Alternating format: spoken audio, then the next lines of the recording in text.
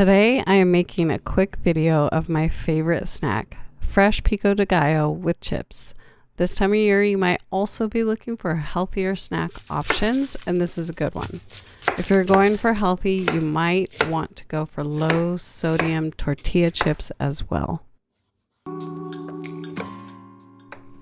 First, you want to roughly chop your onion and jalapeno and put it into a food processor. If you're doing this without a food processor, dice the ingredients finely, or you can use a blender with the chop mode. Squeeze a lime on top and add some salt. Let sit while you roughly chop the tomatoes and one bunch of cilantro.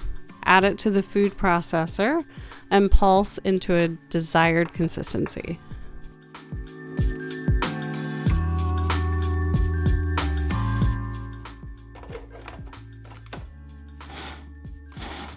Store in the refrigerator for about a week. Mine is usually gone within a few days, so I don't have to worry about it going bad. And I hope you like this recipe. Give a like if you do. It really helps out the channel. Thanks.